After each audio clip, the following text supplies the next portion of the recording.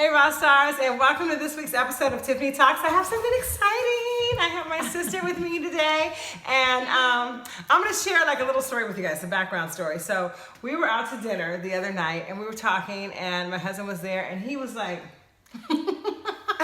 he was touching her hair, and he said, "Can I touch your hair?" And he touched it again. I was like, "You don't touch my hair." And he was like, "I do touch your hair." I'm like, "No, you don't. You don't touch my hair." And I was kind of insulted, right?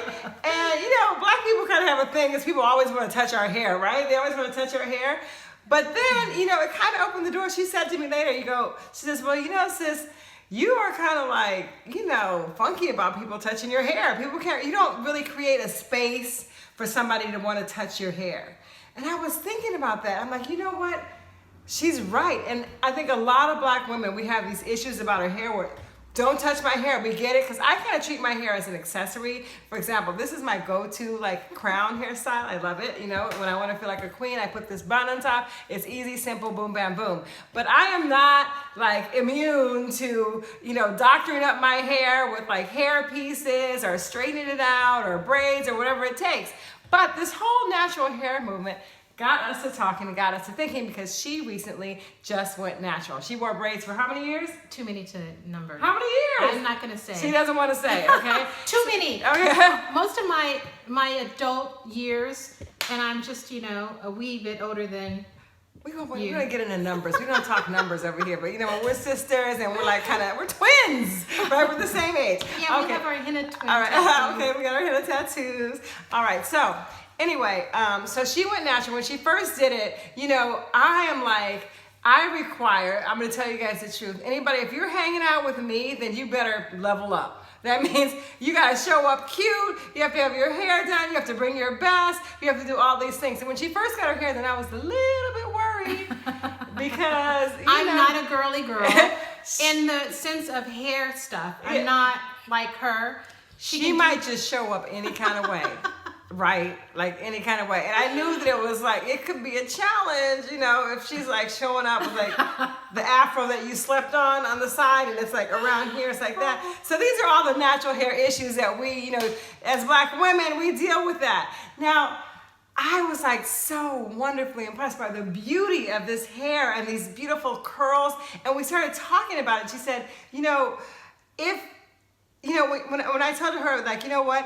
This is a strange thing that my husband doesn't touch my hair in the same way. You know what she told me? Which he did not say that he does not acknowledge that this is true. And he says that he does. He does touch her hair. But her boyfriend licks her hair. He licks her hair. And he may not want you guys to know that. Well, he does. He licks her hair. When she told me, I'm like, more specifically, licks her hair. More specifically, he will he'll take his tongue and he'll go like through my hair, down my spine. TMI. Okay. But so when I heard that, I was like,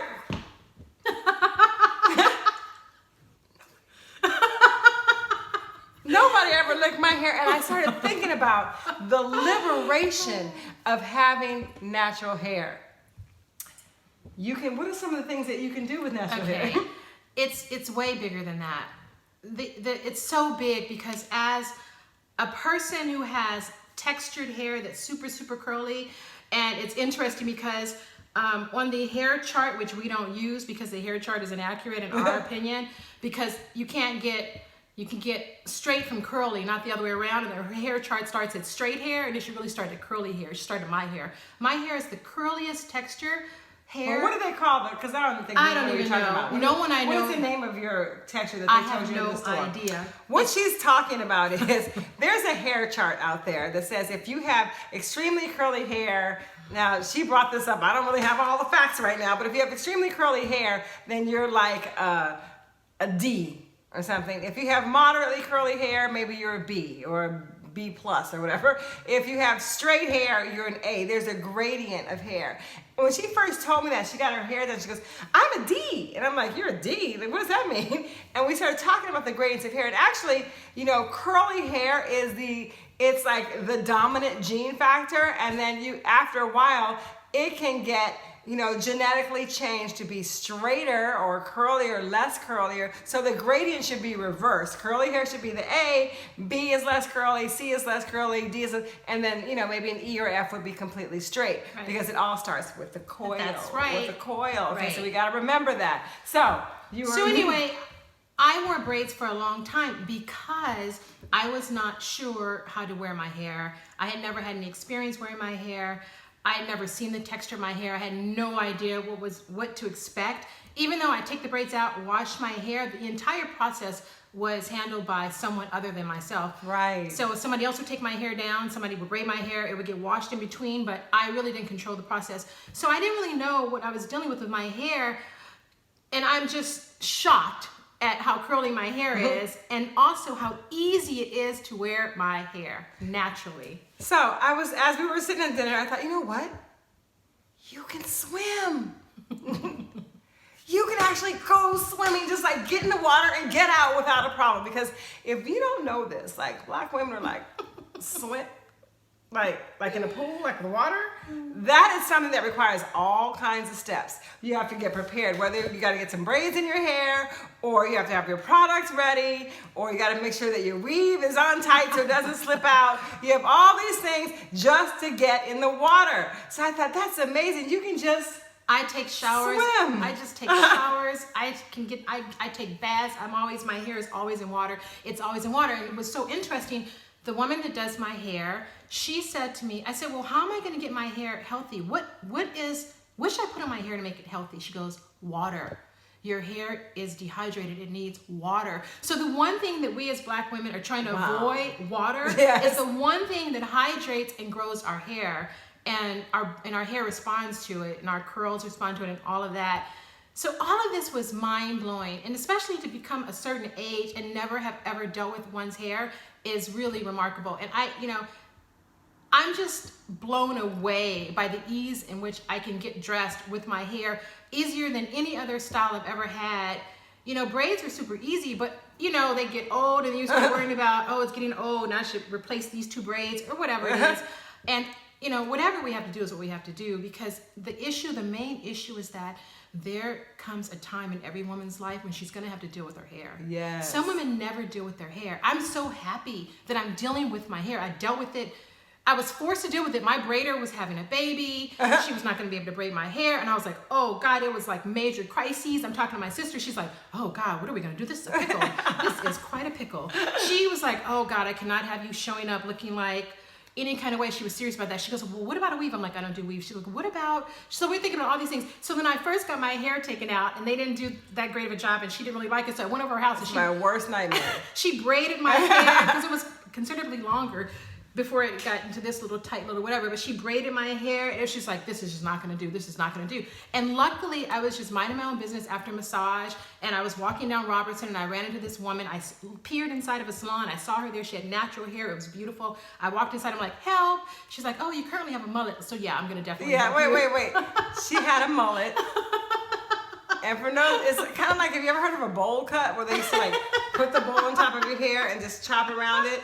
Well, it was kind of that, you know how much money she was spending to get that mullet? $300 a week. She was spending $300 a week. $300 to get my hair done for one day. Yeah, for the conditioner, ridiculous. the avocado, and all this other kind of stuff. So one of the other things that we learned is you have to take your hair into your own hands. Right. You have to take your hair into your own ownership. So she was able to do that. Now she can style her hair with ease and grace. But I want to get back to the point of all the things that you can do, because a lot of times we need a motivating factor. I want to talk about what happens when you become liberated. This is a big deal, ladies, because there's all these things that go through one's mind, right? Your aesthetic, the aesthetic that you want, the aesthetic that you have, the aesthetic that is most, venerated in society. How am I going to attract the man that I want with this kind of hair? Right. I didn't have a boyfriend when I did my hair like this. I was like single. So it's odd because my man loves my hair. He was looking for a woman with this kind of hair. Yes. He was looking for a woman that didn't have permed hair, that didn't have a weave, that he was fine with braids or whatever, he would have fine, but he was looking for a curly afro. He's like, do any women in Los Angeles wear their hair naturally? He goes, do I have to go to the Congo to get a woman with natural hair? And so when he saw me with my hair, he's like, oh, you know? And so it completely resonated with him. And to my complete and utter shock, that there was a man who not only liked my hair, this was his beauty, and his beauty, his preference. Yeah, the pinnacle of beauty for him was my look. And this one, you can take a shower. You can go into the shower and get out of the shower and not feel like, I don't know, who's that Medusa that turns to stone if she gets wet or something? These are all the things, like the liberations that she's talking about, into really accepting and owning your own beauty. But it's even more, it's so much deeper. This could be like 100 videos, because I think that sometimes women make choices based on how they're perceived in society. And I'm, you know, no different. I was making choices for my look based on that too, just wanting to fit in and not, you know, be too far off, you know, any one direction. But honestly, ladies, you know, I think that I really like natural hair, and I would always like it on other women, and I just never not adapted it in my own life. But God, it's so freeing. And when you really get back to your hair, no matter what your hair challenges are, I promise you, you're gonna be so happy at the end of it. It's gonna be such a beautiful journey of and self-discovery, just wearing your hair, and then you'll get to the part where you just feel free. Yes. You know, you just feel free. Yeah, it is a first step. It is a first step to getting to the point where, you know, like you say, you should be comfortable in your own skin. You also have to be comfortable in your own hair. And most of us don't even know who that is. We don't even know who that person is, that natural hair person. So I wanted her to be on the show because this story, we talk about these types of things all the time, but really if you're out there struggling and trying to figure out, like, how am I going to get back to being me and being free? Okay, go ahead and take the leap. Take that journey to being 100% authentically you. You can always accessorize at any time, like me. I accessorize at any time. I wear my hair natural. I've been doing it for years and years and years, but I also like to, you know, mix it up. You know, have a little fun. You know, I like fun stuff. I like accessories. So it doesn't have to be a limitation. It can just be something, and actually an exploration of the entire essence of who you are. And you will find so many aspects of beauty in that exploration. So I want to tell you, look at her. Is she fine or what? But thank you very much. But the other thing that I want to really bring home, the point I want to bring home, is that everything was free. Oh my God, but I need a hairstyle where I can work out. I can work out. Right? Oh my God, I need a hairstyle. I can just swim, like she said, but even though I'm not a swimmer, but still, I just want to get in the water. I can do that. Even a splash can send a woman to another planet. Don't be splashing my hair. Don't splash my hair. I mean, it doesn't have to be like an immersion. It just has to be a splash that can create like a terremoto, an earthquake, okay? But just the idea of like just being able to do whatever I want to do and not worry about my hair getting messed up. Can work out. People can run take their a fingers. shower. People can run their fingers touch through my it. hair. Like all these different things. No problema. Yeah. So I mean, not only so the whole moral of the story is that you have to form a healthy relationship with your hair. No matter what it is that you decide to do, make sure that you don't ignore the essence of you. Okay, stay true to yourself, stay true to your hair, and you know, you can celebrate so many different aspects of your life just by accepting who you are. So that is our episode of Tiffany Talks. Thank you so much. I had much more to say. She always, you know what? This can be like a 30-minute segment. We can be going on and on and on. But if you guys want to hear more on the subject, leave a comment. Leave a comment, and we'll come back on and we'll bring some more other natural hair girls, some weave girls in, some perm girls in, and we'll open it up to a discussion so that we can understand what everyone's feelings are, their emotions, their struggles, their concerns, their joys, and we can open this conversation up to a broader audience. So if you guys want more, leave a comment and say, hey, let's talk a little bit more about this hair thing, okay? And we'll do it for you. All right, so this is Tiffany Talks. Woohoo! Thanks for listening. Every Tuesday at 11, and this is my sister, Cedra Stokes. You can follow her. I'm trying to get her Instagram page. It's like, you know. I'm not much of an Instagrammer. We got to get her Instagram page up, but okay. I'll become a better Instagrammer. She will. She's on it. All right. So you guys remember, as always, this is about lifestyle. Our whole Fit, Fierce, and Fabulous journey together is about living an incredible life, and we have to remember that we are what? Better together. See you next time.